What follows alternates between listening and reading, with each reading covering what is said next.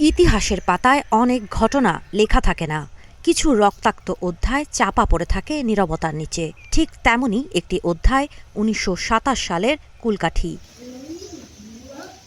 ঝালকাঠির নলছিটি উপজেলার কুলকাঠি ইউনিয়নে ২রা মার্চ ১৯২৭ সালে ঘটেছিল এক ভয়াবহ সহিংসতা, যা স্থানীয়দের কাছে আজও পরিচিত কুলকাঠির গণহত্যা নামে। স্থানীয় প্রবীণদের স্মৃতি আর পারিবারিক বর্ণনায় উঠে আসে সেদিন ব্রিটিশ শাসনের অধীনে গুর্খা বাহিনীর গুলিতে প্রাণ হারান অন্তত ১৯ জন মুসলমান, আহত হন আরও অর্ধশতাধিক। সত্য মানুষে জানুক, আমরা সত্য বিশ্বাস করি, এই তো। কিন্তু প্রশ্ন হলো, এই রক্তপাতের কোনো সরকারি নথি কেন নেই? কোনো তদন্ত রিপোর্ট কেন আজও অপ্রকাশিত? ঘটনার সূত্রপাত নিয়ে রয়েছে ভিন্ন বর্ণনা।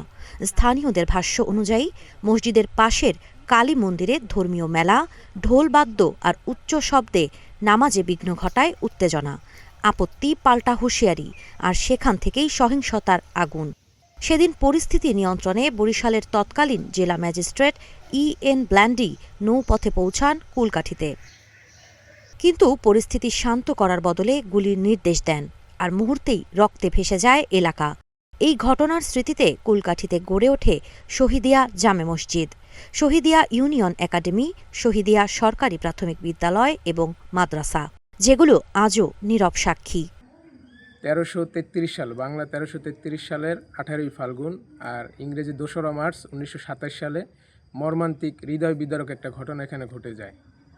তো সেই ঘটনার পর থেকেই এই জায়গাটার নাম রাখা হয় শহীদিয়া, অর্থাৎ এখানে ১৯ জন মানুষ শহীদ হয়ে গেছে, এই জন্য এই জায়গাটার নাম রাখা হয়েছে শহীদিয়া। গণহত্যার দাবি করছে স্থানীয় জনগণ, কিন্তু রাষ্ট্রের স্বীকৃতি নেই, শহীদদের নাম নেই ইতিহাসে। স্থানীয়দের দাবি স্পষ্ট, একটি স্বাধীন তদন্ত কমিশন গঠন হোক, ব্রিটিশ আমলের নথি খতিয়ে দেখা হোক, শহীদদের তালিকা প্রকাশ হোক, আর জাতীয় ইতিহাসে স্থান পাক কুলকাঠির রক্তাক্ত অধ্যায়। প্রায় ১ শতাব্দী পরও প্রশ্ন থেকেই যায়, ইতিহাস কি কখনো কথা বলবে? কুলকাঠির শহীদরা কি কোনোদিন বিচার পাবে? সাবা খান, নাগরিক প্রতিদিন।